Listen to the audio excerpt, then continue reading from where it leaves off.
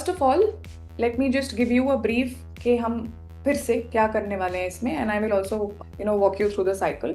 So what our plan is कि इस answer writing programme से you start writing. Now you have prepared once, you have studied the syllabus, लेकिन idea ये है कि लिखना चालू कर दो, क्योंकि जब तक वो लिखना चालू नहीं होगा तब तक एक्चुअल में प्रिपरेशन शुरू होगी नहीं. So Soma has been my student and she can tell you कि ऐसे लगता है कि हम और पढ़ लें, लेकिन असली चैलेंज आंसर लिखने में ही होता है. Because no matter how much you study, you are ultimately in that zone where you think that समझ तो आ गया, लिख लेंगे. But once you pick up the pen and pick out the paper and then you start writing, that becomes very difficult. So the way the entire program is organized कि वो जो static friction है उसको कम किया जाए. ठीक है. So what we are going to do is, पहले तो जो ये classes हैं, you will find the class over there, और class की recording भी वहीं courses वाले उसमें upload होगी ना. उसके अलावा so then all the tests and everything will have to be taken and uploaded on Zaptic. तो Zaptic हमारा नेटिव AI बेस्ड प्लेटफॉर्म है, which is also adaptive in nature, which means that it adapts to your preparation level and it adapts to the target exam preparation level कि कहाँ से शुरू कर रहे हैं और कहाँ पहुँचाना है. So this year we already launched, मतलब उसका बेटा वर्जन हमने चालू कर दिया था for RBI Grade B this year, and now we have also integrated it with the ongoing live batch. तो whenever a topic is finished, तो उसको जाके Zaptic पे आप उसका टेस्ट ले सकते हो, MCQ based test, so that उसके concepts fresh रहें. And finally, we will also use Zaptic for our answer writing program. तो let me just give you a walkthrough कि उस पर कैसे चीज़ें काम करेंगी. I'll just share my screen. So once you go here, तो यहाँ पे you will see that ये basically landing page है. All of you have been onboarded. So if you log in, तो यहाँ से मतलब डैशबोर्ड पे जाके ही लॉग इन हो जाएगा. तो once I log in now, I have been मतलब जब हम UPSC वाला टेस्ट कर रहे थे तो उसका पैकेज भी था. और ये तो अगर you are enrolled in more than one courses over here, then you can just choose which one from here. यहाँ से वो मिल जाएगा. Right now let us look at the IAS answer writing one. There is also UPSC optional, जिसमें कि हम live batch वाला करते हैं, and there is also IES and RBI optional. ठीक है. सो यहाँ पे what you will see is the first thing is the monthly check-in thing. ठीक है. सो ये वाली चीज़ जो मैंने कल लेने के लिए बोली थी, this is the self assessment test that I have designed. इसमें बहुत ज़्यादा मेहनत करके बहुत सारे क्वेश्चंस इसमें डाले हैं. Very much recommended, of course compulsory नहीं है, लेकिन ये बहुत रिकमेंडेड है कि हर महीने की शुरुआत में you take this test. So before you start, you take this test. I will have to do the admin check and see that whether you have taken the test. Have you tried? अगर ये पूरा एक बार में नहीं भी लेना है तो भी इसको बीच में ड्राफ्ट सेव कर सकते हैं. ये बेसिकली टेस्ट नहीं है, this is just that you record your own self, and तुम्हारे अलावा ये सिर्फ मुझे ही विजिबल होगा. So it is not like this is something that is going to be displayed in front of everyone. Alright. So once you land here, please take the monthly check in first, ताकि हमें पता हो कि हम शुरू कहाँ से कर रहे हैं. ठीक है. इसमें questions as you can see, ये तो subject wise your own ranking, what you feel कि आप कितना कॉन्फिडेंट हो इसमें, ये किसी को दिखाने के लिए नहीं है. तो बहुत ऑनेस्टली इसको प्लीज़ आंसर करो, and when you will see that progress over time ना, कि हाँ this is how I felt about this subject, okay but now my confidence is moving up, that is where you will also feel good. Plus you will have a metric कि भाई शुरू मैंने यहाँ से किया था.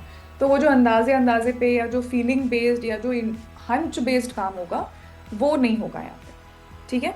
सो first thing is that you going to do a subject wise rating, and then these are answer writing habits that I want you to fill in. And the reason is that we don't even know that what all an answer requires. I will teach you as we go along the way, but once you fill this form before we start, you will yourself know पहले से कि हर answer में किस level का expectation, किस level का nuance expected होता है, किस लेवल का डेप्थ या ब्रेथ रिक्वायर्ड होता है. ठीक है. So I will not go into the details of this, please go through it. तो यू विल सी दैट ये सारी चीज़ें जो हैं once you are in the 4-5 range of all of these questions, this is lengthy, नहीं finish हो रहा है एक बार में, तो सेव करके फिर नेक्स्ट टाइम आओ. ये सारी चीजें एक आंसर में once you reach 4-5 in this will make a very good chance. तुम्हारे क्वालिफिकेशन इंटरव्यू चांस के मतलब इंटरव्यू कॉल के चांसेस बहुत हाई होंगे. Okay, these are not random things that I have put. ये बहुत ही इंपॉर्टेंट चीज़ें हैं सारी. ठीक है, so all of these are we will measure you on, but you will measure your self on. और जब एटलीस्ट 2 महीने का ले लोगे, this is something that you can also, यहाँ पे वी पुट अनदर 2 क्वेश्चंस जहाँ पे कि you know honestly also you can have a conversation with yourself, and once I see this from my teacher access, then I will also know कि कहाँ पे क्या दिक्कत आ रही है, then I will also be able to guide you better. ठीक है, ऐसे तो हम मन ऑन मन कॉन्वर्जेशन करेंगे ही, लेकिन given the kind of time constraint and the schedule that we will follow, एक जगह अगर चीज रहेगी तो बाद में you will also know what you are struggling with, and you will feel better if you are not struggling with it any more. Alright, once if you have filled for 2 months, तो यहाँ पे past check ins में तुम्हारा pattern दिखने लग जाएगा. So you will see the progress, you will see how you been performing. तो यहाँ पे ग्राफ में और चार्ट्स में you will be able to see that how your own self assessment, your own assessment of your self is changing. ठीक है, सो ये पहली चीज़ करनी है आज. आई एम अर्जिंग यू, मैं धक्का दे ही सकती हूँ, इसको मैं कंपल्सरी नहीं बना सकती. I cannot keep it as a required field before you start taking the things, but please do it. Okay, all right. Then after you check in, then ये सारे जो basically home पे ये सारी चीज़ें हैं which are also up here on the tab. The only thing is that यहाँ पे कुछ enrollment status है because all of you have been enrolled, so you don't need to worry about it. Monthly check-in यहाँ से है. Now you can go to assessments. So basically my learning will tell you कि अभी तक, क्योंकि मेरे को ये 2 कोर्सेज का एक्सेस है, ये वाले will show on your dashboard, and you will see कि अभी तक कितने टेस्ट्स अवेलेबल हैं, कितने लिए हैं, क्या प्रोग्रेस है, और all of these things will be, मतलब क्या क्या चीज़ें अवेलेबल हैं यहाँ पे शो होता रहेगा. ठीक है, now you can go to assessments from here as well as you can go from here. तो असेसमेंट्स में what you will see right now, अभी ये स्टार्ट नहीं हुआ है, बट कंज्यूमर चॉइस थ्योरी का जो शेड्यूल है ना, तो हमको दिस इज डे 1, फिर डे 2 पे हम वो कीवर्ड रिकॉग्निशन कर रहे हैं. डे 3 से you will start getting your questions. तो I will show you the entire की थ्योरी ऑफ कंज्यूमर चॉइस से किस साल कितने क्वेश्चंस आए, कौन कौन से क्वेश्चंस आए, वो सब भी आज के डिस्कशन में एजेंडा में है ही, तो मैं वो दिखाऊंगी. अभी जैसे पिछले 5 साल का questions I have put over here. 10 years will be मतलब something you should aim for, but एक स्ट्रक्चर्ड प्रोग्राम में उसको इंक्लूड करना मुश्किल है. But you will have access to all those question, so once you solve तो वो solve करते जाना. ठीक है, सो पिछले 5 साल में करीब 20 से 22 क्वेश्चंस थे on theory of consumer choice. Alright, GE 1 में. तो उन 20-22 क्वेश्चंस को I have, for example, her topic का अलग अलग होगा. इस वाले टॉपिक में ऐसा है कि 20 से 22 क्वेश्चंस थे.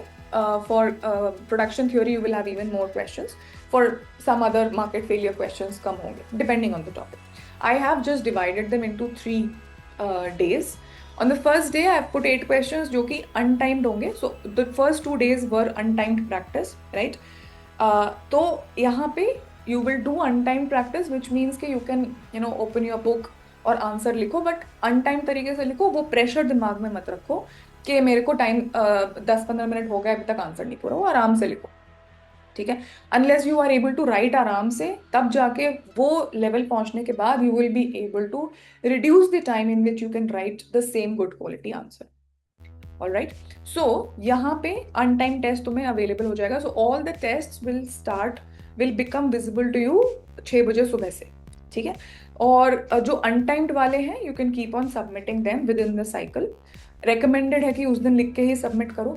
रेकमेंडेड है कि हर दिन कम से कम 2 से 3 आंसर्स लिखना है.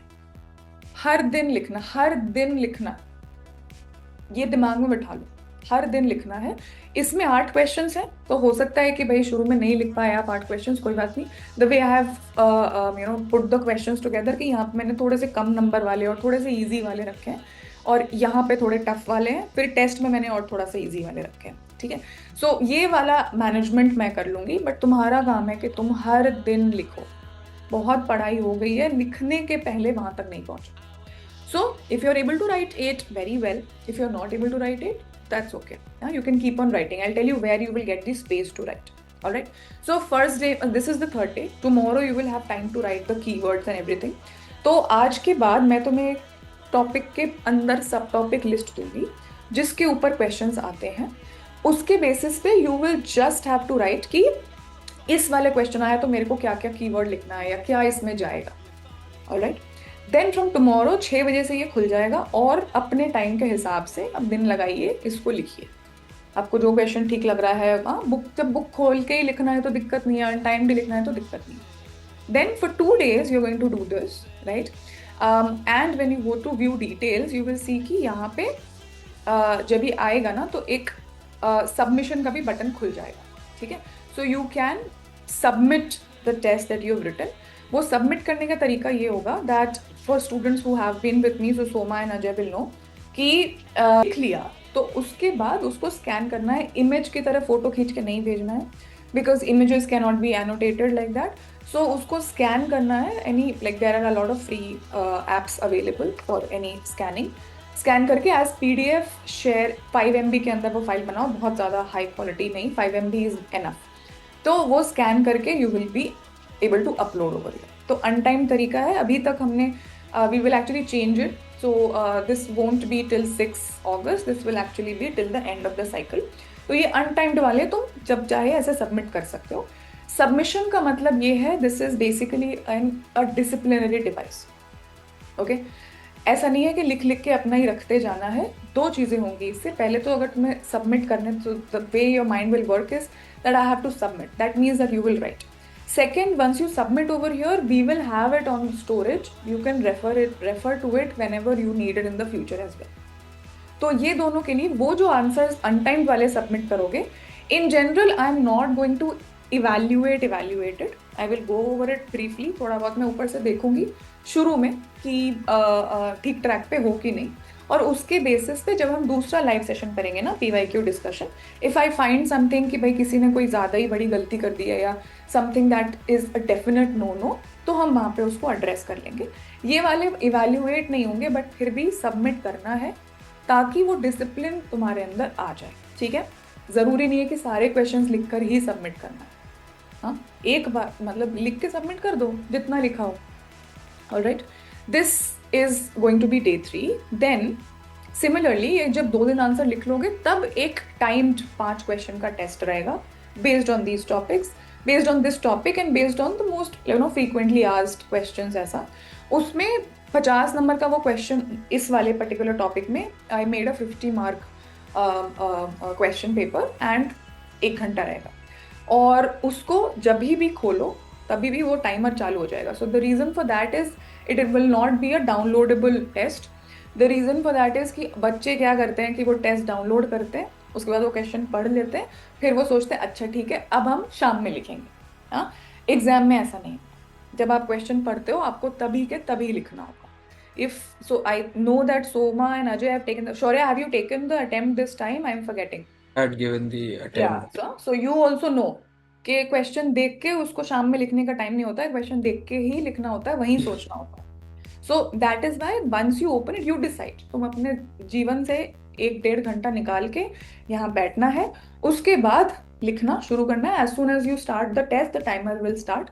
1 hour you will have. After that ये यहाँ पे डिटेल्स भी है. After that you will have 15 minutes to scan and upload. इतना भी हार्ड एंड फास्ट नहीं है. अगर नहीं हो पाता and you have been honest कि मैंने 1 घंटे में टेस्ट कर लिया था तो कोई नहीं, वो हम व्हाट्सएप पे भेज देना मुझे. लेकिन कोशिश करना कि 15 मिनट बहुत होते हैं स्कैन करने के लिए. तो डेफिनेटली कट ऑफ वो अपने आप हो जाएगा. You will not see the questions any more and वो करके यहाँ पे तुम इसको अपलोड करोगे. ठीक है. ये वाला टेस्ट हम एवेल्युएट करेंगे. Test is done then. So we are basically on we are after day 5 we will be on day 6 जहाँ पे ये सारे जो PYQs यहाँ पे कवर हो गए इन 3 दिनों में, ये हम इनको फिर से 1 घंटे का सेशन करेंगे. सारे PYQs डिस्कस करेंगे. बहुत सारे टॉपिक्स रिपीटेड है ना, वही जैसे कि वही कॉम्पनसेटेड डिमांड पर, वही मार्शलियन डिमांड कर, तो अगर कोई सिमिलर क्वेश्चंस हैं then we will know how to answer them. अगर कुछ अलग है जैसे कि weakly additive and weakly separable utility function, generally हमको ये बुक्स में नहीं मिलता है, तो maybe those kinds of questions we will discuss in more detail, वहाँ पे उसको कर लेंगे। And then you will have the test. So test के पहले you will have practised timed answer writing, untimed answer writing, timed answer writing and PYQ discussion। उसके बाद test होगा, ठीक है। तो जब टेस्ट हो जाएगा उसके बाद हम उसको इवेल्युएट करेंगे। Meanwhile we are also working on the model answer, है ना। तो डे 7 पे तुम्हारा इस पर्टिकुलर टॉपिक का पर से काम खत्म हो गया। If there are still questions that you I have not answered, PYQs का कुछ छूट गया था, तो डे 8 डे 9 पे अपना उसको लिखो। सबमिट करना है तो कर सकते हो, otherwise this is where anything is left you can do that, this is the flexibility that will be available to you। या तो इसके बचे हुए क्वेश्चंस लिख लो, या फिर कोई ऐसा टॉपिक है जो नेक्स्ट टॉपिक है उसका थोड़ा हेड स्टार्ट ले लो, ठीक है। ये सारी चीज़ें इसमें हम अकोमोडेट करेंगे। उसके अलावा जब हम क्वांट वाला पैरेलल ट्रैक शुरू करेंगे after this first cycle, second cycle से हम वो शुरू करेंगे, तो क्वांट वाले क्वेश्चंस यहाँ पे सॉल्व कर सकते हैं। सो ये ब्रीदर स्पेस है day 8 and day 9 where we will be working, evaluating and writing the model answers. You can see कि जो भी एडजस्टमेंट करना है, ब्रेक लेना है, एक डे ऑफ लेना है, ऑल दैट यू कैन, ठीक है। ये रहेगा पूरा शेड्यूल अभी के लिए, तो because we are starting with this, तो ये फॉर द कंज्यूमर थ्योरी यहाँ पर अवेलेबल। उसके बाद once you have started taking things, तो तुम्हारा प्रोग्रेस यहाँ पे विजिबल होने लग जाएगा, because whatever score you will get will be visible over here, so then you will be able to see your progress also, कि कितना attempt भी लिया, score कितना किया, best कितना गया, ये सारी चीज़ें हैं which will show you your own progress, show me how you are progressing, right? And we will be able to do more systematic work on it, ठीक है। So yeah, I think I have covered everything that I wanted to show you in the workflow। हाँ, ठीक है। You have any questions if you have gone through the platform और उसमें कुछ चीज़ अगर समझ नहीं आई तो मुझे बता दो, मैं वो एक्सप्लेन कर दूंगी। Anything, yes, no? If so in what I have realised कि ऑनलाइन क्लास में बच्चे साइलेंट मोड पे चले जाते हैं। If something is clear then please give me a thumbs up. अगर कुछ नहीं है, रोकना है, या तो हैंड रेज या give me a thumbs down, और something you don't understand, please do some, use emojis. No, all right. Open answer writing कितने दिनों तक करना है? कौन सा ओपन आंसर राइटिंग? हाँ, एक second. So let's just see over here. Open book answer writing, open book ही पूछ रहे ना। Open book answer writing will be, so you will have basically 3 days, क्योंकि आज का दिन खत्म हुआ, तो आज के दिन के बाद अभी तो पूरा दिन है, तो आज का दिन कीवर्ड्स के लिए यूज करो, कल का दिन कीवर्ड्स मेमोरी से लिखने के लिए यूज करो, and then 2 full days you will have for untimed answer writing, ठीक है। सो ये जो भी साइकिल होगा उसके तीसरे और चौथे दिन, mainly also second day also, so for the first 4 days you will do untimed open book things for the first 4 days, right? The recommended way is that you do the first 4 days first keyword से शुरू करो so that easy हो, that is the recommended way। हाँ, यहाँ पे देखो, so this is what we are doing today, you can see it, yes, ये वाली चीज हम आज कर रहे हैं। यहाँ से day 2 and 3 and 4 is where you have time कि अपना दिमाग शांत करो, डर हटाओ और आंसर लिखो अनटाइम मैनर ओपन बुक। यहाँ पे फिर हम तुमने जो भी लिखा है then we will also discuss so that you know कि हर क्वेश्चन में क्या जाना चाहिए था। सेल्फ एवेल्युएट करो, ठीक लिख रहे थे, नहीं लिख रहे थे, और उसके बाद यहाँ से क्या नाम है, टेस्ट देना है, ठीक है। So you will have full 6 days actually apart from this day 5 का टाइम्ड आंसर राइटिंग, बट मोटा मोटा तुम्हारे पास 4 से 5 दिन रहेगा जहाँ पे तुम रिविजन भी करते रहो, कीवर्ड्स लिखते रहो, अनटाइम तरीके से लिखो, ओपन बुक लिखो, जो भी करो, बस लिखो। और 5th डे पे you land at a place where you are comfortable enough to do in timed, not scored. Scoring तुम्हारा ये वाला टेस्ट पे होगा, तो वो एडिशनल बैरियर यहाँ पे कम होगा। तो moving from open book untimed to timed to timed and scored, ये इस तरीके से it will ease your way into writing answers. Awesome. So then let's begin. Let us kick off our topic. ठीक है, सो ये पूरे 9 दिन का काम है theory of consumer choice revise करना. Now theory of consumer choice is a very heavy topic GE1 में. इससे हैवी एक्चुअली प्रोडक्शन थ्योरी होता है, which is a good thing because production theory में करने को कम है और क्वेश्चन ज़्यादा आते हैं. ठीक है, लेकिन कंज्यूमर चॉइस थ्योरी भी हैवी है. Every year around 15 to 20 marks. ठीक है, so that is a good big thing. The good thing is that like most of the things, like most of the topics, वो ही कुछ topics हैं, सब topics हैं इसमें जिसके ऊपर क्वेश्चंस आते हैं. सो easy to do, ऐसा कुछ बहुत बड़ा वो नहीं है. तो अब इसको रिवाइज कैसे करना है? सबने पढ़ा हुआ है, सबके पास नोट्स हैं. कोई भी टॉपिक को रिवाइज करने के लिए first thing is that you have to think about कि वो ओवरऑल उस टॉपिक में क्या चीज़ें हैं. हाँ, ओवरऑल उस टॉपिक में what all is covered, what if it is a theory topic, तो what all is covered, उसमें actually में क्या discuss होता है, what question is answered, right? What all theories are there, how the theories have evolved, right? And what is their similarity, differences on terms of assumption क्या था किसका क्या conclusion था, किसमें क्या criticism था, what was the timeline. ठीक है, and finally where are we now.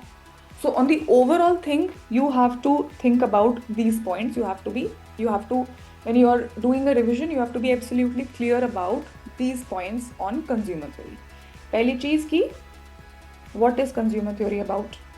Then evolution of models on consumer theory, right? When I say evolution, it has to be an evolution in terms of time as well as in terms of the components of the model. So evolution in terms of time, in terms of assumptions, right? In terms of conclusions. The third thing is that where have we landed? Huh? And चौथी चीज की list of all subtopics relevant for exam. अब किसी भी topic में बहुत सारे सब टॉपिक्स हो सकते हैं. This is where we are going to do the topic as a whole.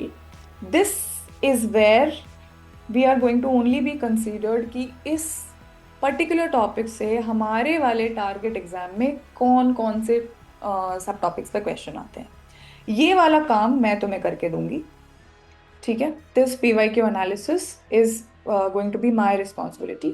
After today's class, I will also provide you कि इस टॉपिक पे कौन कौन से क्वेश्चंस आते हैं. This is what I am going to do.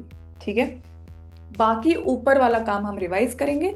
उसके बाद ओवरऑल रिवाइज करने के बाद then you get to the specifics and then you answer each of these questions in a specific manner. और मतलब जैसे कि एवोल्यूशन ऑफ मॉडल में तुमने इसमें समझ लिया कि भाई पहले कार्डिनल फिर ऑर्डिनल फिर रिवील्ड प्रेफरेंस, तो ये एवोल्यूशन तुम्हें पता है, बट अब उसके स्पेसिफिक्स यहाँ पे हम डिस्कस करेंगे.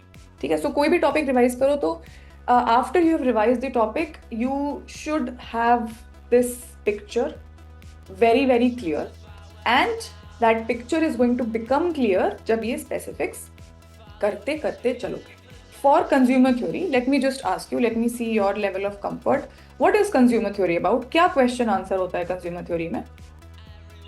About consumer wants their preferences. Preferences, yes, correct. Part of it. What else? How they make their optimal choices. How to make optimal choices. ठीक है.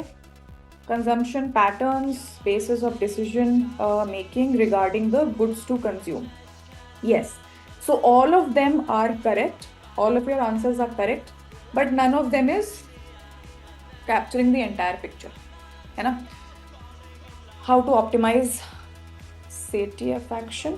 satisfaction. ठीक है. पहली बात तो हाउ टू ऑप्टिमाइज सैटिस्फैक्शन का क्या मतलब है. So all of your answers are correct but they are not complete. One of the main goals of the theory of consumer choice is to find out, is to pin down the demand function. Ultimately सारी ही चीज़ों का and क्या कर रहे हैं कि भाई जब हम समझ गए ये सारी चीज़ें are means to get to that end. The end is that we are able to derive the relationship between the demand of a good and a bunch of factors that go into determining the demand. All right. So what is consumer theory about का अगर overall बोले तो हम ये समझना चाहते हैं कि demand के determinants क्या हैं, right? Now in consumer theory, one of the main in consumer theory our focus is on the demand of final goods, जो कि directly consumption goods होते हैं. और उसको समझने के लिए देखो डिमांड बहुत सारी चीज़ों की होती है, जिसके में कंज्यूमर गुड्स भी हो गए, जिसमें कि फर्म जो गुड्स डिमांड करते हैं, इंटरमीडिएट गुड्स भी हो गए, राइट, कैपिटल गुड्स हो गए, इन्वेस्टमेंट डिमांड हो गई. So we are basically focused on in this particular theory about the demand for the final consumption goods which are basically जो हम एज एंड यूजर्स कंज्यूम करते हैं. तो उसको समझने के लिए कंज्यूमर को समझना ज़रूरी है, कंज्यूमर्स की डिमांड को स्टडी करना ज़रूरी है, और उस डिमांड को स्टडी करने के लिए then we have to go back and think about कि कंज्यूमर का प्रेफरेंस कैसे हम डिफाइन करें और कैसे हम उसका ऑप्टिमल चॉइस को कैरेक्टराइज करें, how to do it in words, how to do it in math, all of those things. ठीक है. So ultimately you will see, चाहे तुम कार्डिनल यूटिलिटी करो चाहे ऑर्डिनल करो, चाहे अल्टीमेटली सारा एनालिसिस करने के बाद हम क्या करते हैं, therefore the demand function will be downward sloping, right? Therefore the price elasticity of demand, own price elasticity ये cross price elasticity ये, right? Therefore price effect को ऐसे decompose, वो target है. So theory of consumer choice is about, yes, we are studying consumer choice, but the purpose of studying consumer choice is to be able to come up with, or is to be able to describe the relationship between the demand of a product, right, demand of a final good and its determinants. ये है consumer choice का theory for going via understanding the consumer. All right, okay. So now when we get to the specifics, अच्छा next question is कि हमारी theories का evolution कैसे हुआ. तो कैसे evolution हुआ, पहले हम क्या नाम है cardinal utility theory कर रहे थे, उसके बाद it was realized that उसके assumptions problematic हैं. We will come to what problematic exactly assumption was problematic. Then ordinal utility came into picture. Then one of its assumption was also flagged as problematic. And then we finally landed on the revealed preference theory, which basically turned the question on its head कि हम abstract से reality में क्यों जाएं, हम reality से abstract में जाएंगे, right? Finally, where we are, the third question that I have put up here, we are at a point where we have realized that no matter which way you go, we are able to derive a certain downward sloping convex shape of indifference curves, and revealed preference ने हमें बताया है कि demand curve भी normal goods के लिए downward sloping होती है. So this is where we have landed via बहुत सारा माथा पच्ची करने के बाद. बट अब हम इसीलिए डायरेक्टली रिवील्ड प्रेफरेंस और इंडिफरेंस कर्व्स को यूज कर लेते हैं. ठीक है, और इसीलिए हम वो सारे न्यूमेरिकल्स कर पाते हैं, क्योंकि कार्डिनल थ्योरी को तो हमने डिस्कार्ड कर दिया था, लेकिन हम फिर भी न्यूमेरिकल्स करते हैं ना, तो वो रीजन हम यहाँ पे you have to be clear about why we are able to do that. Alright, finally ये जो लिस्ट ऑफ ये है, ये मैं अभी तुम्हें क्वेश्चंस भी दिखाऊंगी, and I will provide you with a list, I mean with a document also with all those lists. Now get into specifics. यहाँ तक क्लियर है? तो स्पेसिफिक्स में there are 3 models, right? So what are the models? Again remember, ये भी revision class है, तो models हम पढ़ने नहीं जाएंगे. My assumption is that you know. So models में you have cardinal, you have ordinal, and you have revealed preference, right? कुछ assumptions इन तीनों में common हैं. For example, the assumption of rationality and monotonicity. ठीक है? For all of these, what are the points that you should know? You should know के name of the economist wherever applicable. ठीक है? Assumptions, model या solution of demand, criticism, and way ahead या next theory. Okay, let's start with cardinal, right? वहाँ तक पहुँचते पहुँचते सबसे पहली चीज़ जो क्लियर हो जानी चाहिए कि हम डिमांड निकालने के लिए the way we are going with is that consumer, every consumer is aiming for constrained optimization. one of the main highlights of consumer theory is the constraint optimization. Now different वाले models चाहे बदल जाए, assumption चाहे बदल जाए, ultimately they come down to constraint optimization. यहाँ पे constraint सब जगह fixed है ना, unless we are doing a duality, उस पे आते हैं. Constraint fixed है. Constraint is what? The budget या the income. And by optimization we mean maximizing utility. Okay. Now given this backdrop कि सबने ये recognize कर लिया कि consumer है जो कि budget, given budget में अपनी utility maximize कर रहे हैं.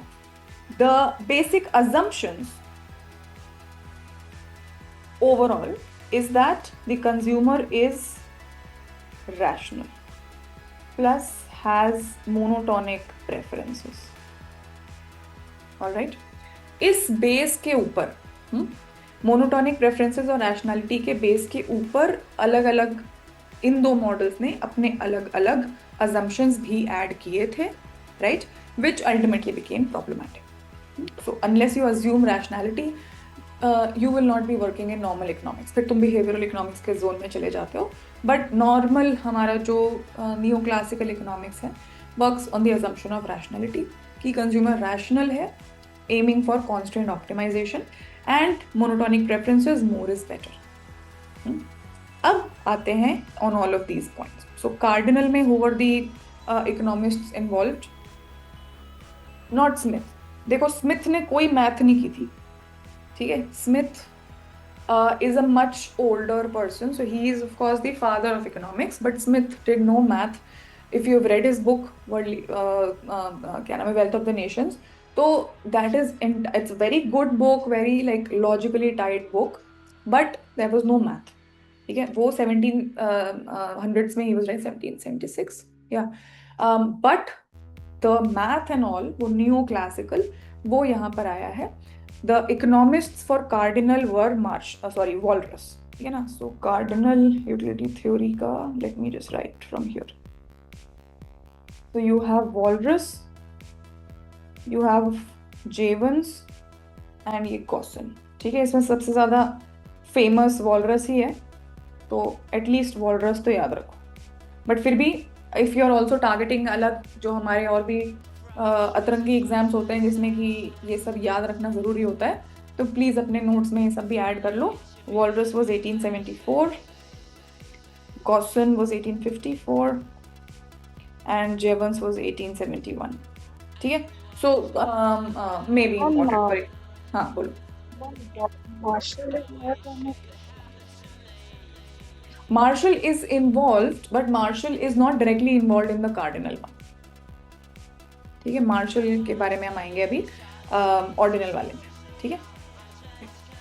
सो if you are targeting exams like UGC NET, तो ये सब भी इंपॉर्टेंट हो जाता है. उसके बाद अजम्पशंस पे आते हैं. रिमेंबर अब कि you are revising this whole topic as a whole, तो रैशनैलिटी और मोनोटोनिसिटी हमेशा याद रखना. उसके अलावा एडिशनल अजम्पशंस, तो एडिशनल अजम्पशंस इन कार्डिनल, तो perfect information is always going to be an assumption. वो सिर्फ यूटिलिटी थ्योरी में नहीं है, वो पूरे के पूरे जब तक हम किनीजियन पे लैंड नहीं करते हैं, perfect information is going to be an assumption always, ठीक है. सो ये सारी चीज़ें परफेक्ट इंफॉर्मेशन पे हैं. Then the two defining assumptions of cardinal utility theory was the constant utility of money and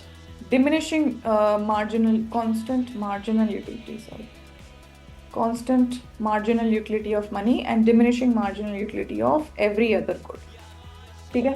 तो you have to be absolutely clear कि cardinal utility के ये दो assumptions थे और ये दो assumptions क्यों required थे. So there have been direct questions that why assuming independence of utilities derived from goods, not a required assumption for cardinality. नहीं. That is a special kind of utility function, but basically वो अगर तुम्हारी utility function additive है, that is where you land, but not something that is crucial to this model. मतलब ये extra assumption add करने के लिए कोई जरूरत नहीं है, ये कहाँ देखा हुआ में? Yes, Bavarian, हम्म Bavarian में, हम्म and that was also one of the criticisms because he could not explain complementary and substitute groups. So, okay that ways हाँ कर सकते हैं, ठीक है, you can do that. The problem is like there is no problem. The idea is that this kind of question never comes in the exam, so you can have it in your notes, not very useful, but yeah, thank you for correcting me. This was an issue कि वो that was restrictive, we were only thinking utility in terms of additiveness. ठीक है, you can add that, all right. Not very relevant, at least इस exam के perspective से, but all right, makes sense. ठीक है. So constant utility of money और diminishing marginal utility of every other good, ये दोनों का मीनिंग क्लियर होना चाहिए, और इन दोनों का यूज मतलब why are they so crucial for the model is important to understand. So constant utility, marginal utility of money is required because money is the measuring stick. So you need that to be constant. Secondly, diminishing marginal utility of every other good was assumed. This two were also the basic problem with this model. Okay, so you have to be clear that why this assumption is problematic, why this assumption is problematic. This assumption is problematic for a different reason, right? This assumption is problematic for a different reason because ultimately this is the assumption that directly leads to the downward sloping demand curve, right? Because you are assuming diminishing marginal utility, that means that your marginal utility is going to look like this, and therefore then when you're saying that ultimately the marginal utility curve is going to be the demand curve, जो वो सारा तुम जो derive करोगे, that means that you are not proving that demand curve is downward sloping, you are essentially assuming that demand curve is downward sloping. ठीक है, तो ये दोनों इस मॉडल की सबसे बड़ी प्रॉब्लम थी. Cool. Now when we are done with this, then because of these two problems, the next theory, which was the ordinal utility theory, ordinal utility theory को यहाँ से शुरू किया गया. You retain the base assumptions of rationality and monotonicity, उसके साथ साथ वो जो एडिशनल अजम्पशंस हैं अबाउट प्रेफरेंसेस, ठीक है. सो वहाँ से then you drop these two assumptions कि ऑर्डिनल यूटिलिटी थ्योरी और कार्डिनल में फर्क ये है that the cardinalists were saying that whatever utility is derived from any good can be quantified, and one of the ways in which they were quantifying was कि वो monetary value, however much you are willing to pay for that, उसके equal उसका utility है, ठीक है. and for that it was required कि mu of money is fixed, है ना. another way वो util वाला करते हैं, but util had its own problem because that is even more abstract, right? anyone saying ma'am? हाँ. Your voice is breaking so much. Can you please type it? Yes. Huh. So they are talking about constant marginal utility of money because they said that utility can be measured and a number actually matters. Ordinal और उसमें फर्क ये था that ordinal people are saying that the only information held in utility functions is ordinal. There is no information in terms of number. So 1, 2 and 3 represent the same utility function as 5, 8 and 100. Because it doesn't matter कि number actually क्या है. So that was your ordinal. We are assuming a downward sloping demand curve and not proving it. Is this correct? It is correct, but the term should be less harsher. So the statement has to be that assuming diminishing marginal utility of, so the frame, how to frame it is like this, that according to the cardinal utility theory, solving the model gives us that the marginal utility curve of a good is equivalent to its demand curve, right? However, by simply assuming that the marginal utility of any good is downward sloping or is diminishing, the model essentially assumes the result rather than proving it. ठीक है, so more sophisticated language, इतना bluntly नहीं कि हम ऐसे लिखते हैं, लेकिन the core is the same, right? So your result is based on, so you have essentially proved that for any good, the marginal utility is equivalent to the demand curve. But then the downward slope of the demand curve becomes an assumption rather than something that you proved. So demand curve उसके बाद भी downward sloping ही आया, demand curve marginal utility curve ही आया. Difference ये था कि तुमने उसको शुरू से ही diminishing assume नहीं कर लिया. You still got a downward sloping demand curve. Right? That is the improvement that ordinal theory में हमको मिला.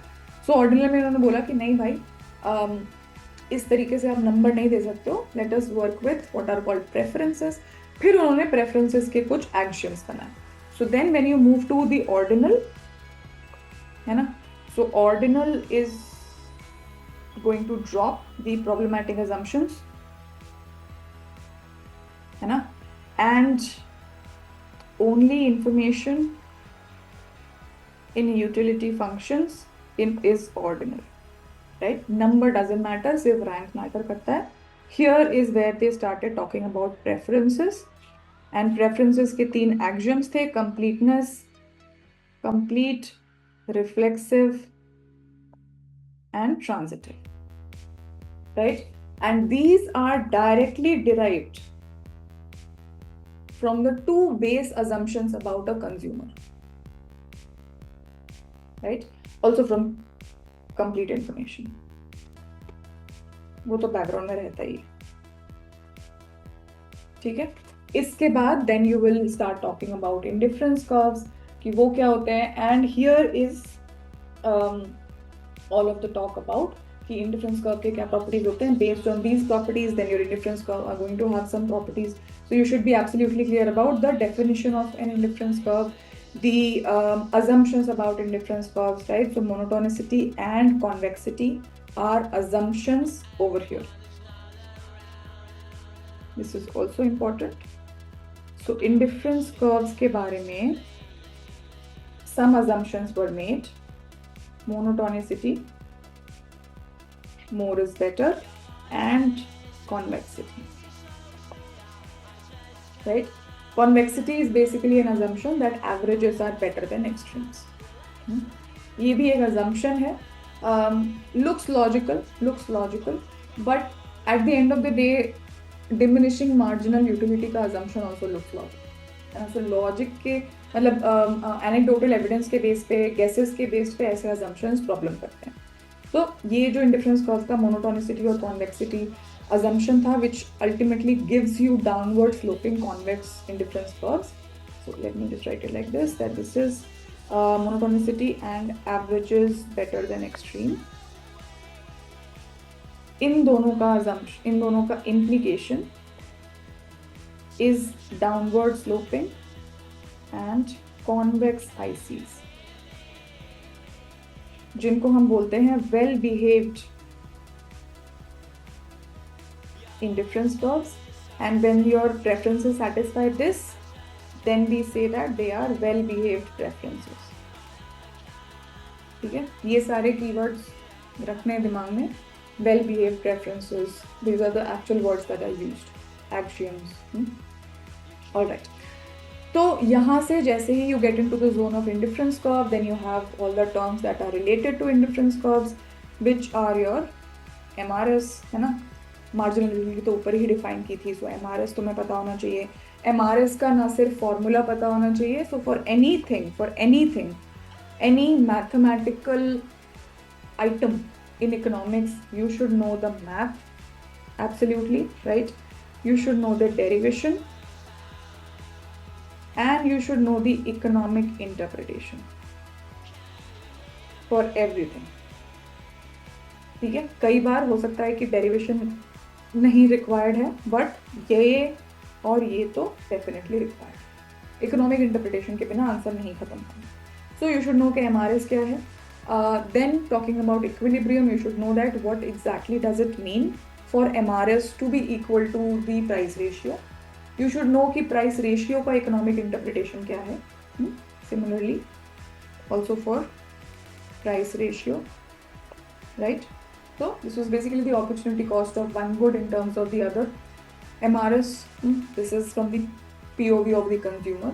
Then in equilibrium MRS equal to price ratio का क्या इकोनॉमिक इंटरप्रिटेशन है? सो इक्विलिब्रियम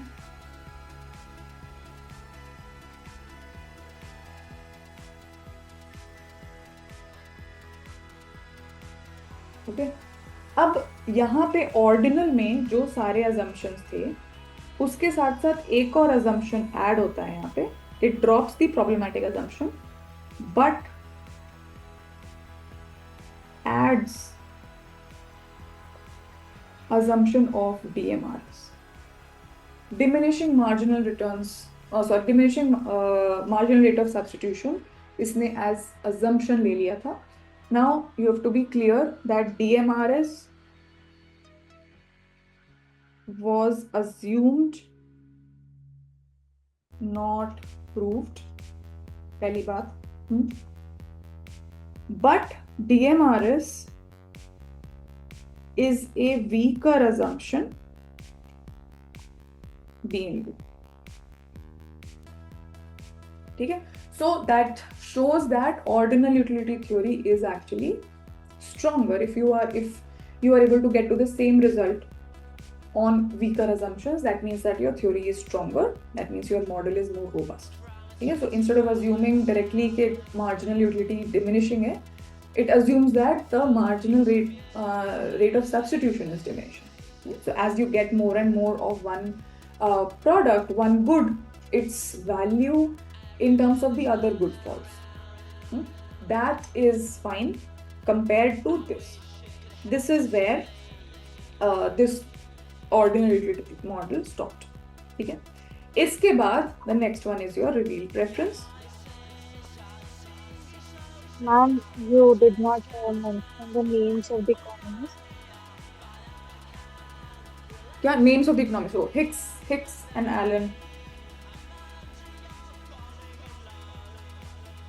ठीक है, mainly Hicks and Allen, and this was 1934. Yeah. Finally, we land on the revealed preference theory. जहाँ पे the main point of contention was that we are trying to get to something that we are already observing from things that are never observed, preferences never observed, right? Indifference curves never observed. But what we do observe कि एक consumer ने एक particular situation में क्या choose किया है. So the basic idea about revealed preference is that you observe a choice and then that choice reveals some important information. Use that information. ठीक है? So revealed preference का था कि you observe something, choice was observed. इसको लेकर you can not only derive the demand curve without getting involved in talks about the abstract things about like preferences, but you can also derive the indifference curves. So here your assumptions are the weakest. Revealed preference was basically Samuelson, ठीक है, 1947, important year for all of us.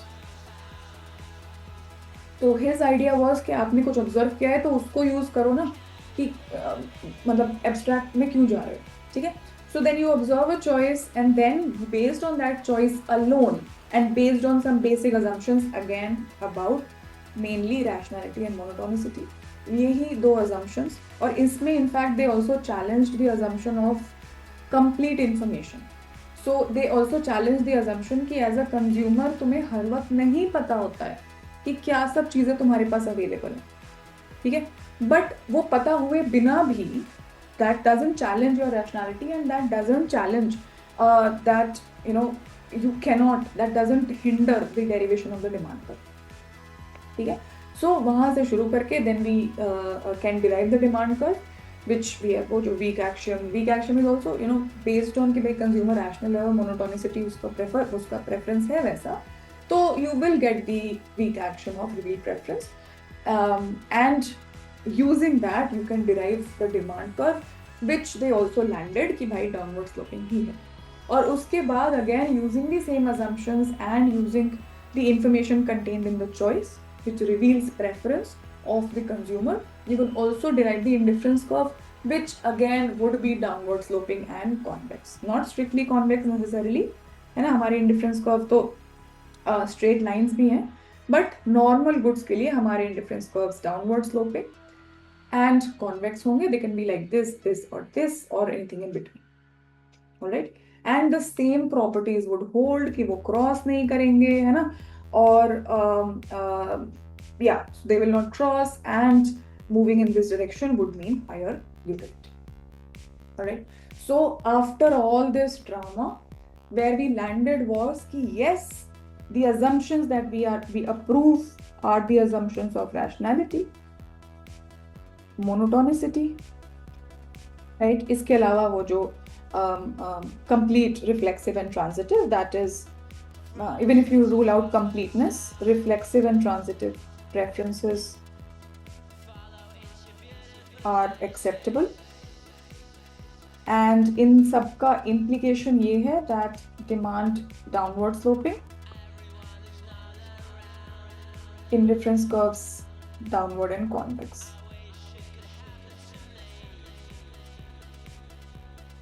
And utility functions contain ordinal information only. This is the crux of the matter. ठीक है, यहाँ पे हम land कर जाते हैं. उसके बाद फिर हम आगे चलते हैं. Then there are mainly theory wise एक रास्ता है और मैथ और थ्योरी वाइज दो एडिशनल चीजें होती हैं. Now that we know that utility functions contain only ordinal information, then we start working with utility functions and we start treating them for what they are, right? So ऐसा अगर तुम सोच रहे हो कि cardinal, मतलब this is something that I used to get confused about कि भाई जब हमने बोल दिया कि utility function का नंबर का कोई मतलब नहीं है, तो फिर हम क्यों जाके utility function के साथ काम कर रहे हैं? Because ultimately we are giving them numbers, right? They are actually functions. उसमें कुछ भी डालोगे तो नंबर का वैल्यू फंक्शन के इनपुट का वैल्यू आएगा. But the idea is that is why we are able to work with utility functions like this and then do what is called a monotonic transformation, right, to reach to a utility function that looks like this. This is not equal but equivalent because they represent the same consumer. Also equivalent.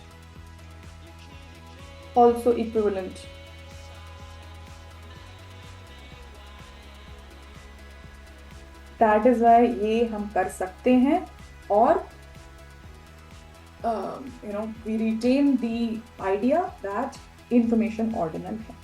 As long as for any two numbers the ranking is preserved, you are working with the same utility function.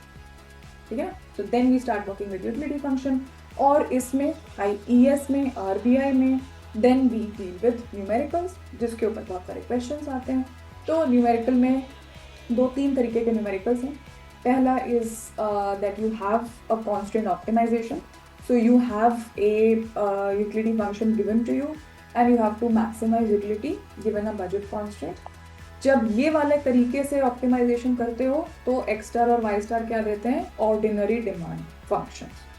ठीक है. So now when we come to the math, one is two dual optimizations. Either you maximize utility given your income or you minimize expenditure given a utility target, है ना. And these two are dual of each other, which means कि जब दोनों को solve करोगे, जब यहाँ पे solve करके you get the maximum amount of utility, right? So when you solve it, solution will give you X star comma Y star. And X star, let's just say that X star will be a function of the price vector and income. Similarly, your Y star.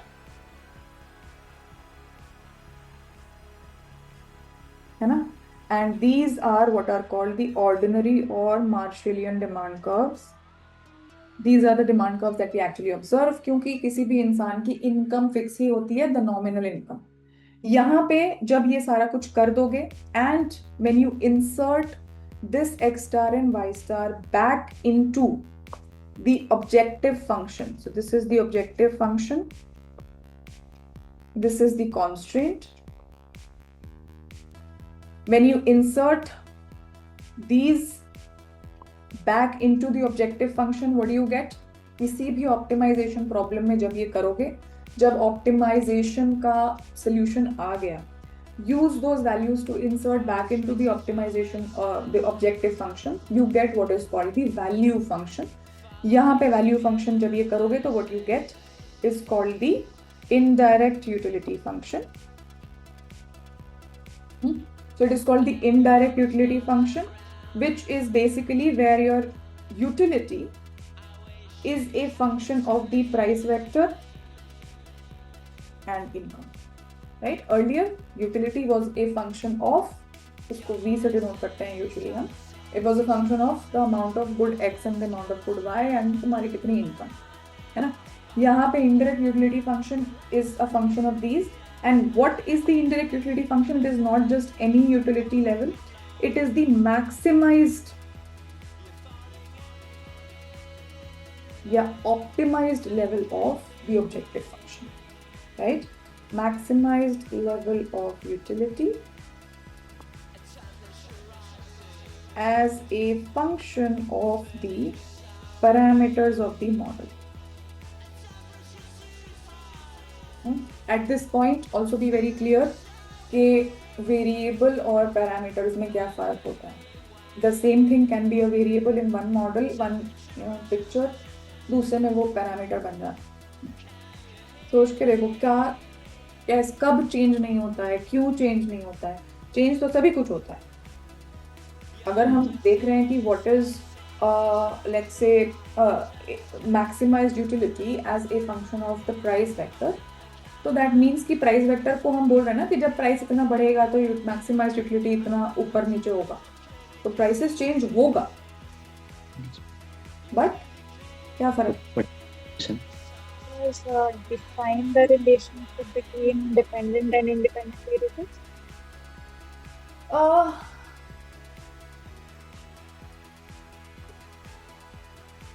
Kind of, not exactly.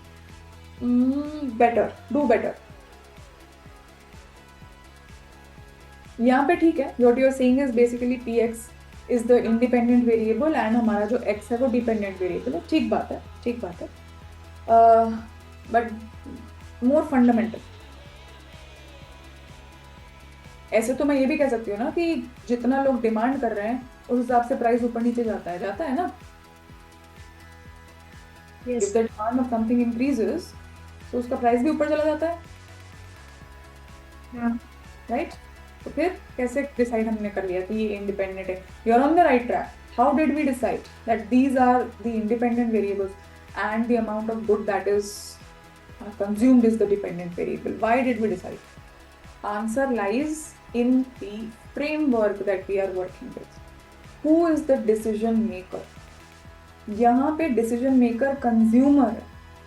हाँ, तो जब हम बोल रहे हैं that for a consumer there are things that don't change, right? जो अजय ने बोला, and there are things that change. It is basically that there are things that the consumer can change, and there are things that the consumer cannot change, right? जो चीज़ हमारे पहुंच से बाहर है हम उसको इंडिपेंडेंट बोल दे रहे हैं, हम उसको पैरामीटर बोल रहे हैं. Remember, we are working in a scenario where we are treating every consumer as atomistic. जब हम फर्म थ्योरी करते हैं हम हर फर्म को atomistic बोलते हैं. उसके बैकग्राउंड assumption क्या होता है? Perfect competition, right? फिर हम फर्म थ्योरी करेंगे जहाँ पे हम मोनोपोली के साथ काम करेंगे. मोनोपोली के लिए तो नहीं है ना ये ट्रू. मोनोपोली तो प्राइस भी मैनेज कर रहे हैं. बट अभी हमारा assumption क्या है? That we are working with consumers who are atomistic. छोटू है पूरे मार्केट के लिए, उनके लिए प्राइस दिया हुआ है. वो नहीं जाके उधर बोलेंगे कि मैं इतना खरीद लूँ तो तुम मेरे को कम करके दो. Realistic, like we say that okay, I'll buy these many units, you reduce some price, but that is on a case by case basis. That is not how a consumer on a like single-handedly can change the ongoing market price. अगर उसमें ऐसे मत सोचना कि मैं जनपद गए और वहां पे वही हमने बार्गेनिंग कर लिया, तुमने बार्गेनिंग किया, तुमको कम मिल गया, अगला कंज्यूमर आएगा उसको उतना ही प्राइस कोट किया जाएगा, ठीक है। So as a consumer you are not influencing the market prices, for you that is given, for you that doesn't change. वो है तुम्हारे मॉडल का पैरामीटर, और तुम्हारे डिसीजन वेरिएबल्स जो हैं वो हैं वेरिएबल। तुम डिसाइड क्या कर रहे हो, कितना एक्स कंज्यूम करना है, कितना वाई, ठीक है। सो जो तुम्हारा यूटिलिटी था पहले, the way your utility function was defined was how much x and how much y you are consuming. That means that at that time the definition was about what choice you are making. Of course you are making a choice based on some parameter जो कि था price vector और income, ठीक है। अब हमने जब indirect utility function define कर दिया, तो अब हम कह रहे हैं कि हमने इनडायरेक्ट इसीलिए क्योंकि अल्टीमेटली प्राइस और इनकम डायरेक्टली तुम्हारा यूटिलिटी अफेक्ट नहीं करते, they are just numbers. In any economy, prices are just numbers. Relative prices matter and the real purchasing power of prices matter, है ना। तो directly they are not affecting the maximum utility that you can achieve. They are indirect because when prices change, your optimal bundle changes. Prices affect your choice and your choice affects the utility, ठीक है। So the indirect utility function or any kind of value function, ये सारा value functions है। So any kind of value function is essentially where you are mapping कि optimize करने के बाद जितना maximum utility पहुंच सकते हैं, वो utility कैसे is a function of the parameters of the model। कि जब price change होगा तो of course maximum utility जो reach हो सकती है वो कम हो जाएगी ना, right? So that kind of a thing। जब बाकी चीजें सेम रह गई, तुमने एडजस्ट किया अपना consumption bundle, then you landed at a new optimal bundle. That new optimal bundle means a new value of the maximum attainable utility at that price vector and the income. Alright, ये एक वो है कि तुम इस तरीके से वो करो, सॉल्व करो, यूटिलिटी मैक्सिमाइज करो। अब यहाँ पे जब ये IUF का जो भी वैल्यू रीच किया तुमने, तुम्हारा जो भी इनकम था 100 रुपये इनकम था, और तुमने जब ये मैक्सिमम वैल्यू रीच किया, सपोज 500 यूनिट्स रीच कर गए, number doesn't matter but because of the maths that we are doing, suppose it is 500। Now when you use that 500 as a constraint here and then you want to reach that level of utility at the minimum expenditure possible, तो तुम्हारा answer 100 रुपये ही आएगा, ठीक है। This is the essence of duality कि यहाँ का value function का वैल्यू जब उधर इंसर्ट करोगे and you will use it as a constant and then you will minimise whatever यहाँ पे जो तुम कॉन्स्टेंट की तरह ट्रीट कर रहे थे, जब उसको ऑब्जेक्टिव फंक्शन बना लोगे, then in equilibrium these two have to be equivalent, same ही आंसर आना चाहिए, है ना। ये हो गया डुअलिटी तुम्हारा। So then this is basically giving you a solution. इसका सोल्यूशन आता है हमारा x star which is a function of px, py and u, and y star, and ये दोनों are basically what are called the, क्या बोलते हैं इसको? Compensated demand. Yes, good. These are compensated demand curves, demand functions. So ये भी function है, function और कर्व में फर्क पता है ना। कॉम्पोजिट डिमांड फंक्शंस है, हाँ। अब देखो तो ये दोनों फंक्शंस अलग अलग हैं क्योंकि आर्ग्यूमेंट्स अलग हैं, ये दोनों फंक्शंस अलग अलग हैं, लेकिन इन दोनों फंक्शन का इक्विलिब्रियम में वैल्यू सेम होगा। So what ever x and y value that you get, अगर मान लो 5 units of x and 6 units of y, you do this exercise, you will again get 5 units of x and 6 units of y, and the solution will be the same whether you are maximizing utility given a budget constraint or you are minimizing expenditure to attain a certain level of utility. That is what it means that they are dual. They will give you the same answer, but as we can already see, ये function same नहीं, सिर्फ equilibrium में इनका value same होता है, और यही use करके हम क्या करते हैं, we derive the Slutsky equation. ठीक है ना? So ये हो गया. इसको जब हम यहाँ पे insert करते हैं, when this gets inserted into the objective function of this particular problem, then what do you get? The expenditure function. This expenditure function is a function of the parameters of the model. Remember, यहाँ पे parameter income नहीं है, utility है. यहाँ पे income parameter है. ठीक है? This is again the minimized level of expenditure. Right? So what you get in the exam is either ये वो कभी वो तुम्हें utility function दे देंगे, बोलेंगे कि indirect utility function और demand curve derive करो. कभी वो तुम्हें बोलेंगे कि ये मेरा indirect utility function है, expenditure function derive करो, तो उसको खाली inverse कर देना. Right? कभी वो बोलेंगे कि this is the minimize, ये utility function है, derive the compensator to demand curve. So then you will go this route, ये वाला route follow करना है फिर. यही सब घूम फिर के questions आते हैं. एक last type का question इसमें आता है, then finally you land into the price decomposition. So this is the Ma'am,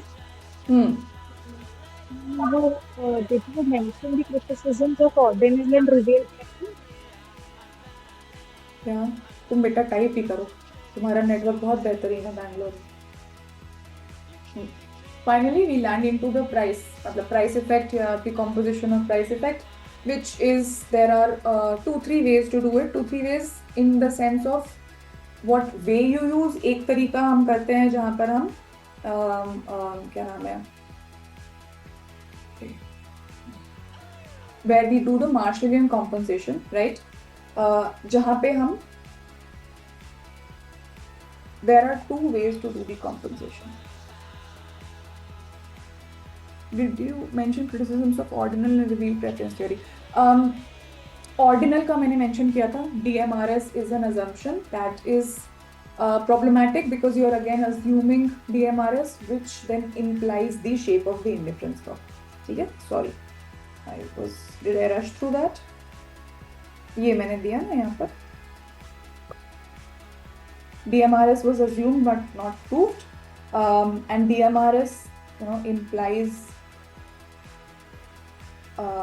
shape of the ICs. ठीक है, so ये वहाँ का प्रॉब्लम है. And revealed preference का as such कोई criticism है नहीं. So the only criticism for revealed preference is that then this is a basic attack on के rationality भी assume करनी चाहिए क्या. ठीक है, so and the other is more of a question on that can you really infer that a consumer's choice reveals preference. ठीक है, so it is a basic attack on that particular assumption कि अगर किसी consumer ने choose किया है तो consumer was necessarily maximizing utility, which is basically an attack on the rationality assumption. So if you have to attack the revealed preference theory, you have to challenge the assumption of rationality कि क्या हर वक्त कोई भी consumer optimize कर रहा होता है. क्या हर consumer every time is optimizing, which is something that is challenged by the behavioral economics, जिसका ये है कि भाई हाँ हर वक्त हम नहीं optimize कर रहे होते हैं. Like more often than not we are working on what are called heuristics. तो हर दिन सुबह उठ के हम टाइम नहीं ऑप्टिमाइज करते हैं कि अभी ब्रश कर लूँ क्या, अभी नहा लूँ क्या, या हमारा एक रूटीन बना हुआ है ना. हम सुबह उठते हैं, हम कुछ बेसिक टास्क एवे ही करते चले जाते हैं because that routine also saves time, right. So it is not like we are optimising on everything.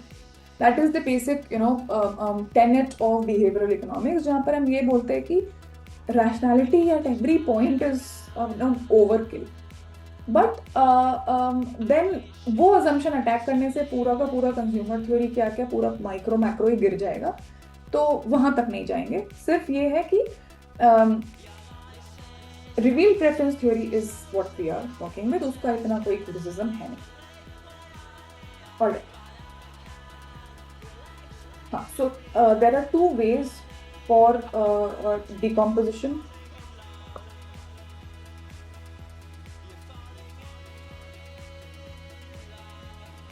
Decomposition of price effect, and the two ways are the Slutsky और वो, और दोनों में फर्क क्या है?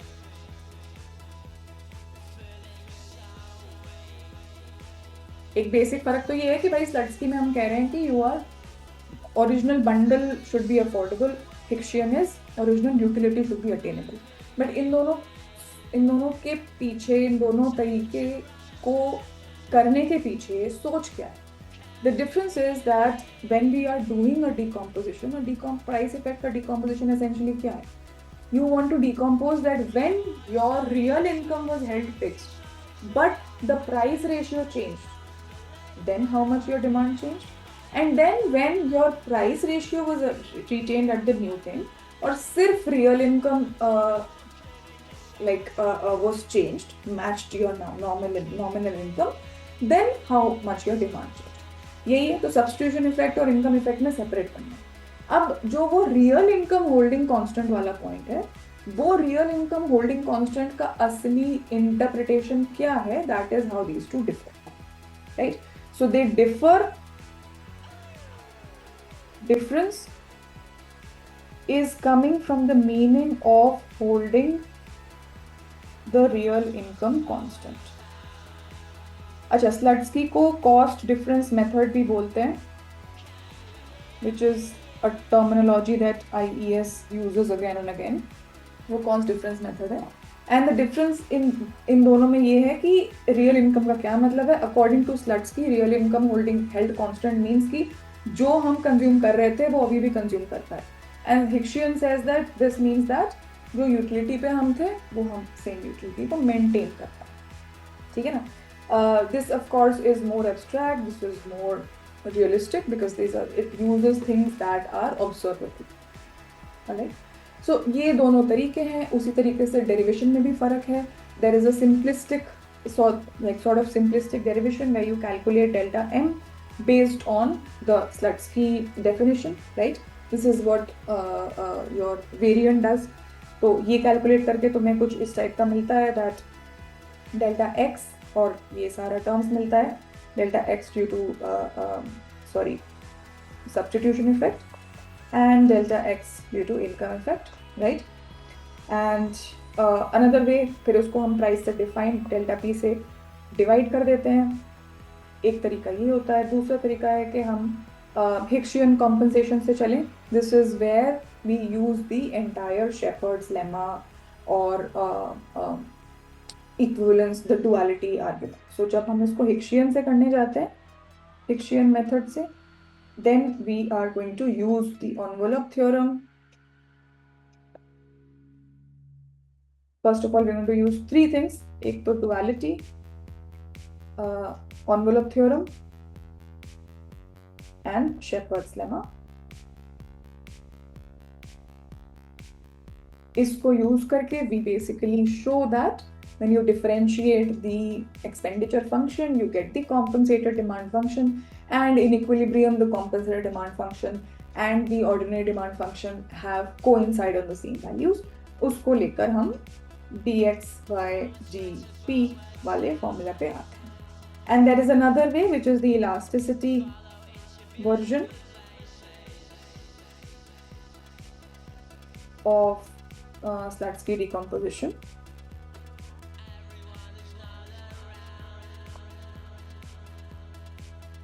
राइट? तो ये इलास्टिसिटी वर्जन में कुछ नहीं करना, खाली dx by dp और p अपॉन x कर देना, you will get the elasticity version. ये तीन वर्जन्स पता होने चाहिए. Again the math, the derivation and the economic interpretation. And उसमें then we come to the three cases, है ना? नॉर्मल, इंफीरियर एंड गिवन. एडिशनली इसमें there is also the endowment income effect, वो भी यहाँ पे पता होना चाहिए. Where basically we are saying that we are no longer only consumers, we are also people who are producing and selling. तो हम सेलर और कंज्यूमर दोनों हैं. which means that अगर किसी चीज़ का price ऊपर जाता है, as a consumer we are hurt, but as a seller that works in our favor. So हमारी income change होती है, but हमारा endowment भी change होता है. So the total income effect is a combination of income effect and endowment income. ठीक है? So ये वाला जो formula है वो भी पता होना चाहिए.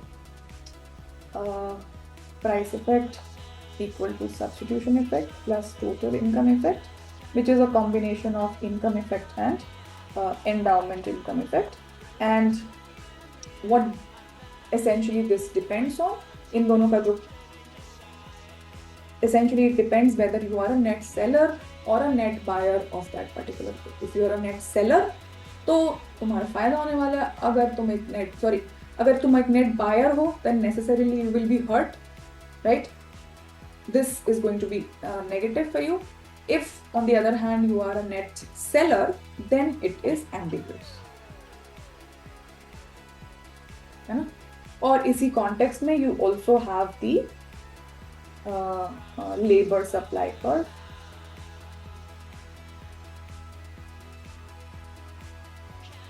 Over. ठीक है? So I believe that मोटा मोटा covers everything that is there in this topic. Anything I'm missing? One thing which is the different shapes of indifference curves. तो वही 3-4 हैं, है ना? So you have your perfect complements, perfect substitutes, Cobb-Douglas, and your bads and your neutrals. तो वो तो काफी simple है. Let me just also write so that another thing is your different shapes of indifference curves. So you have perfect substitutes, perfect complements, Cobb-Douglas, and bads, neutrals. तो इसके भी questions आ जाते हैं which are like मार्क्स फेंक के देने वाली बात है, तो उनको बिल्कुल ही नहीं छोड़ना, बिल्कुल उठा के उनको सॉल्व करना है. In each of these, specifically in Cobb-Douglas, you should know कि अल्फा और बीटा का क्या इंटरप्रिटेशन है, right? And what else, anything else? हाँ, यहाँ पे you are always going to consume in AX equal to BY वाली चीज़. एंड बैड्स एंड न्यूट्रल्स में इट डिपेंड्स कि एक्सिस कौन सा है, उसके अकॉर्डिंग ही लिखना. ठीक है? ये नहीं कि रट लिया कि वर्टिकल है कि हॉरिजॉन्टल है. Please look at the axis and accordingly your answer will depend. What else? या एक चीज और इसमें आती है विच इज मोर so अच्छा, I'm forgetting another thing, elasticity. ठीक है? So elasticity, and in this you have own price, cross price, income. ठीक है? तो all these three elasticity, सबका formula same है. Elasticity basically is about percentage change in some target variable due to a percentage change in some trigger. ठीक है? तो ये तुम्हारा ट्रिगर है और ये टारगेट है. This is the generic definition of elasticity. अब इसका ट्रिगर कुछ भी हो सकता है, अपना price, cross price, income. Target usually is how much we demand, but it also depends के मतलब टारगेट कैन ऑल्सो चेंज, जैसे we will see in production. ठीक है ना? एक और चीज, although I have not seen questions on it in a long time, I'm just mentioning over here, there are two more things. One is the diamond water paradox, and one is derivation of consumer surplus. ये दोनों low priority points हैं क्योंकि बहुत time से तो सवाल नहीं हुआ है. This derivation can be done in two ways, using the cardinal approach, which of course is not the recommended approach, and the ordinal and the indifference curve approach.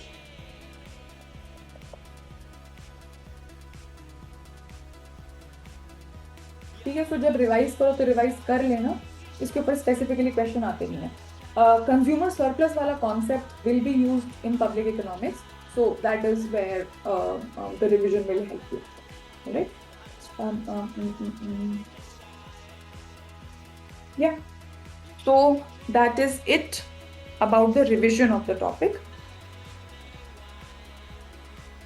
एक और चीज, I should actually put it higher, is where we are doing preferences. जब हम ये specific preferences कर रहे हैं,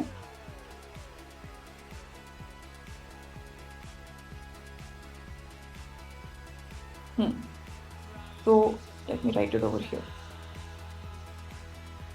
Elasticity, different shapes of ICs, and another property of indifference curve या preferences, homotheticity. ये एक important property है, इसका definition clear होना चाहिए, इसका relationship with homogeneity clear होना चाहिए, and you should be able to solve for it. You should be able to check whether the preferences are homothetic or not. So the homothetic essentially means के जो भी MRS होगा, that is only going to be a function of the ratio of x and y, and it will not depend on the actual values of x and y. So whether you have 20 and 40 or you have 100 and 200, it will not matter. The MRS will be the same. ठीक है, ये homothetic है. Again, the idea is that your consumption bundle or your preferences do not change when you have more income. तो ऐसा ना हो कि जब इनकम कम थी then you were rating them as 1:2 का तुम्हारा उनका रेशियो था, बट जब इनकम बढ़ गई then you started paying more attention to either x or more y, either x or y. Now it is of course very realistic कि जब हम हमारी इनकम कम है then maybe we are making the same expenditures on say healthy food and unhealthy food, but as we get richer maybe we decide कि भाई healthy पे ज़्यादा खर्च करते हैं, या फिर we decide कि unhealthy पे चल, नशे में डूब के जाते हैं बहुत सारे लोग because they have a lot of money. So we don't know how people will react, and because we don't know how people will react, then we assume that, let us assume that they do not react. Let us assume that even when they have a lot of income and they can afford 100 units of X and 200 units of Y, they will still have the same MRS. ठीक है, ये homothetic preferences के assumption के पीछे का reason है. So you should be clear about the math, derivation, economic interpretation. ठीक है, applies for all things math in economics. All right, so this is the revision. ये हमने सारे topics cover कर लिए हैं. Of course revision था, speed में ही चलेगा. But note down everything that you need to cover and how you need to cover. And now let us move to looking at the past year questions. Maybe ये speed में लगी हो चीज़ें, ये speed में ही करना पड़ेगा. So I would suggest that take today's day और अपने जो भी notes हैं उनको revise करो, जहाँ पे augment कर सकते हो करो. Maybe even tomorrow, right? Because when we are writing the keywords, then also you will have the time. तो उसके बाद फिर answers लिखना definitely चालू करना है. Let us now look at the questions, and I need to change the screen share. 1 second. Questions हम आज, of course, can you see it? Okay. Questions we are not going to discuss, ठीक है? लेकिन हम questions का pattern देख लेंगे. और कितने क्वेश्चंस आते हैं, कितने नंबर के क्वेश्चंस आते हैं, we will just observe that, right? So for this is from 2026 to 2017, मतलब last 10 सालों का है. For this exam specifically, last 5 years are enough, especially for Indian economy. लेकिन फिर भी एक रिपोजिटरी होनी चाहिए कि कभी चीज़ें रिपीट हो रही हैं तो कुछ नया दिख गया तो maybe you for the sake of completeness you do it. So what you will see is, this is how much? 23 marks, right? 10 plus 8, 18, plus 5, 23. Let's look at, this is 2025, so 15, plus 20, 28, 32, right? So these number, 28 to 30 is average. इतने questions आते हैं इससे. कुछ compulsory में होंगे, but of course कुछ optional में भी होंगे. लेकिन optional में भी a lot of times you will have multiple optional from the consumer theory part. So it is not something that you can ignore. Right. Look at the question. So ये Lagrange multiplier है ना, utility maximisation problem का जो उसका जो math है, math का interpretation is important, right. Distinguish between compensating variation. So compensating variation is the Hicksian method and the cost difference method. ठीक है, सेम उस पर क्वेश्चन है. फिर compensated demand curve कैसे निकालना है, MRS, ordinary demand function in a two commodity framework, right. Reveal preference का action check करना है. All of the same kinds of questions are there. Same in the sense कि बहुत ज़्यादा out of the box या unpredictable नहीं होंगे. When you practice these, you will be ready for this topic. ये देखो utility function है, and you have to construct the compensated demand curve, right? So you will use this utility function as a constraint, and you will minimize expenditure. वहाँ से तुम्हें मिल जाएगा अपना compensated demand curve. Price elasticity, right? You just have to calculate this. यहाँ पे you can see that P is expressed as a function of Q. तो instead of इसको उल्टा करके अंडर रूट के साथ काम करने की जगह dp/dq निकाल लो और उसको उल्टा कर दो, है ना. It's the same thing. So that is the only trick involved over your Slutsky's theorem.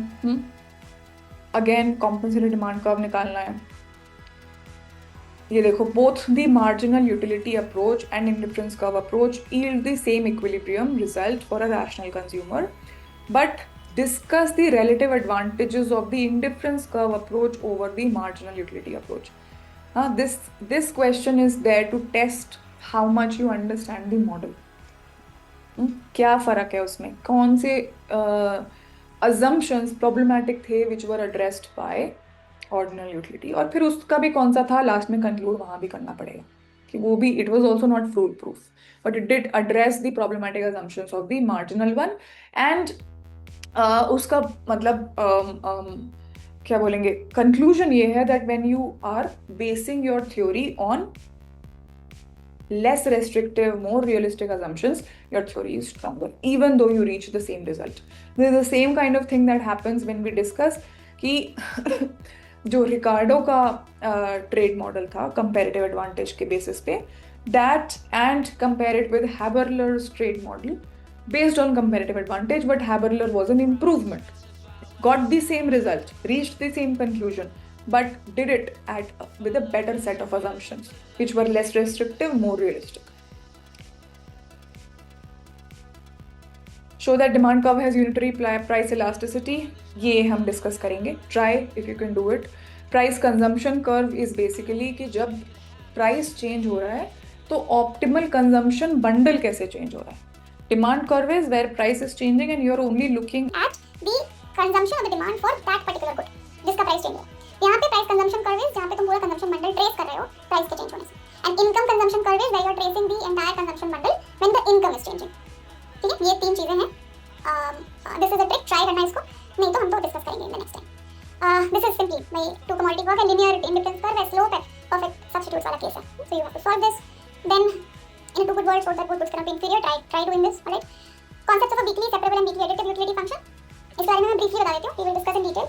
Weakly separable and weakly additive का idea ये है that as consumers or most of the time actually we have goods that are divided in baskets. So for example groceries एक हो गया है ना, एक suppose medical expenses हो गया, एक services हो गया, एक clothes हो गया.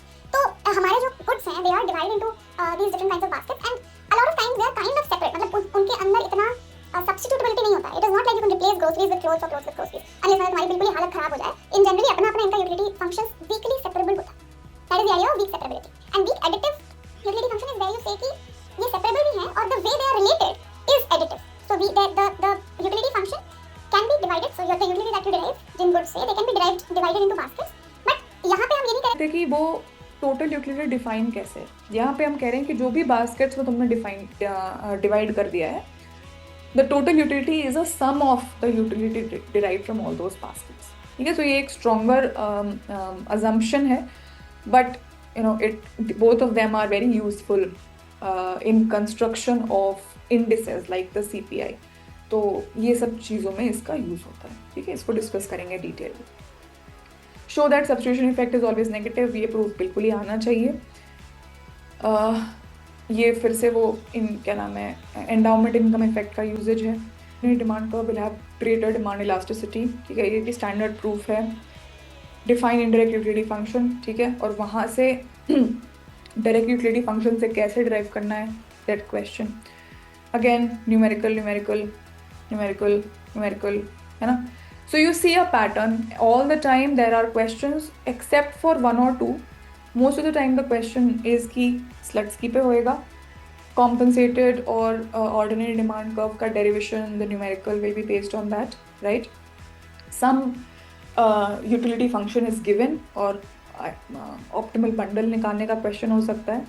Revealed preference के basis पे एक question होगा. दो type के होते हैं. Either you have to check the revealed preference axiom or you have to derive something using the revealed preference. So वो derivation usually होता है कि या तो तुम downward sloping क्या नाम है demand curve derive करो, या downward sloping always compensated demand curve always negatively slope derive करो, या फिर indifference curve derive करो. ठीक है, indifference curve usually कम आता है, ये दोनों ज़्यादा आते हैं. उसके अलावा you have sometimes questions on MRS या कुछ interpretation, ये सब questions हैं. देखो ये भी question है, although पुराना है, but why do we need the constancy assumption of marginal utility of money in cardinal utility analysis, right? So क्या पता भूले बिसरे पूछ लें, हमको पता होना चाहिए and we should know how to write the answer. So let's stop here. Revise करो अच्छे से, topics का सब topics का list भेजती हूँ, उसको देखो, कोशिश करो हर के बारे में क्या लिखना चाहिए, क्या कंटेंट जाएगा उसके बारे में सोचो. Don't put pressure on your self, time लगा के अच्छे से सोचो, नोट्स साथ साथ में अपडेट करते रहो. एंड देन परसों से you will start getting the questions. यही क्वेश्चंस होंगे पिछले 5 साल के, मैंने सिर्फ उनको क्लब किया है ताकि स्टार्टिंग पॉइंट ईजियर हो. ठीक है, सो यही क्वेश्चन है, उनको आंसर करो, अपलोड करते जाओ. I will try and go through them and then you get to day 5 जहाँ पे टाइम आंसर लिखना है. I will see you again on day 6. तो हमारे नोट्स हैं, उनको रेफर करो, उनको ऑगमेंट करो और करते हैं. कोई दिक्कत आती है, कोई पर्टिकुलर क्वेश्चन टॉपिक में डाउट है, कन्फ्यूजन है, please write to me. You can also put it on the group so that others can also get that confusion clarified and I will answer over there. बाकी हम मिलते हैं फिर और PYQs discuss करते हैं.